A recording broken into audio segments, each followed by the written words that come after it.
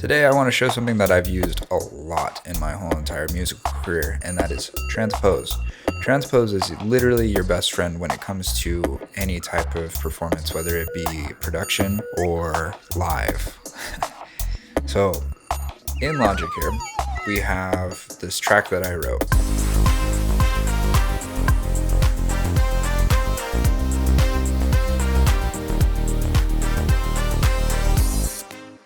Everything was good until the artist didn't like the key it was in. They wanted to hit some higher notes and it just wasn't happening. So what I did was, instead of rewriting the whole entire track, I just grab all of the MIDI files,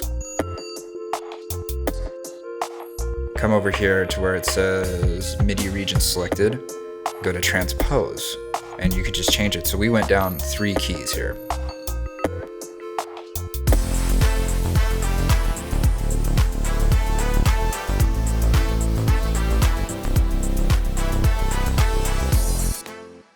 And right there, it just changes the vibe. It changes everything about that whole entire track, which is really cool. And then the singer was much more comfortable with singing in the range that she actually wanted to sing in. So let's say that you're like me and your favorite keys are C major and C minor. If we open up our MIDI profile here, or any MIDI profile, now we can see that it's been changed, right? So we are now in the key of F, if that makes any sense to you. And if we transpose this, you can see it moving.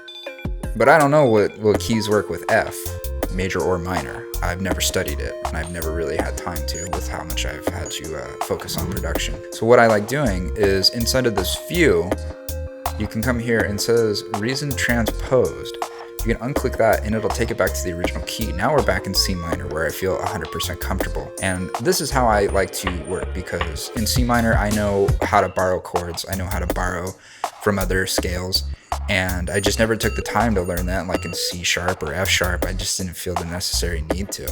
Now, another problem that we have when we transpose a whole entire track is, let's say that we want to add more layers, but we don't know how to play in the key that we've added. Well, Logic's actually pretty cool. Click anywhere inside of this blank region here and transpose the whole entire project. So now our input MIDI is going to be changed. This is what it was. And now this is what our input MIDI is changed to. So now we can jam out and add, sections on top of this.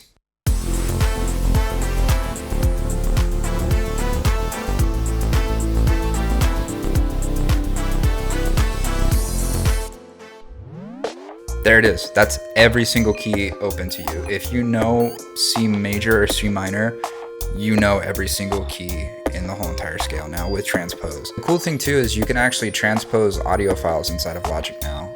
I don't know if you could do this in 9, but I definitely love this in 10. We have all of our audio files and they're already transposed to -1. But what we can do is we can just go -4 here and use your ears, of course.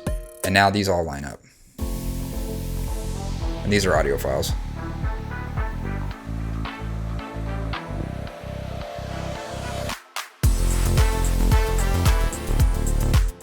See, it's that easy. You can just play in any keys. I'm pretty sure you guys noticed the coloring in this project, and the reason why I color like this and then I have all my drums red is because you don't really want to transpose your drums once you get the sound that you actually want. So I usually color these things red and put them at the bottom so I don't accidentally transpose them. But I will say this though, it is probably my favorite thing to do when you have drum library banks, just to play around with it and see if anything comes cool of it.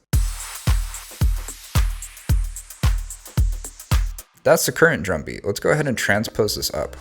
I don't know, let's do like 2.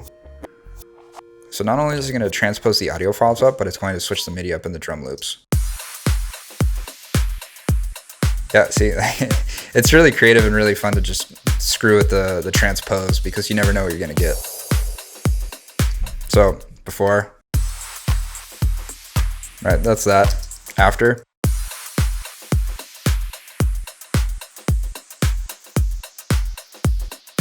Yeah, transpose. Please use it to your advantage. Really open up your musical abilities to the infinite amount of possibilities. So thanks guys for watching. I really appreciate it. Go ahead and hit subscribe, because I have to say that. Hit like, because I have to say that. And the bell. I don't think I have enough subscribers for the bell yet, but if it's there, go ahead and hit it.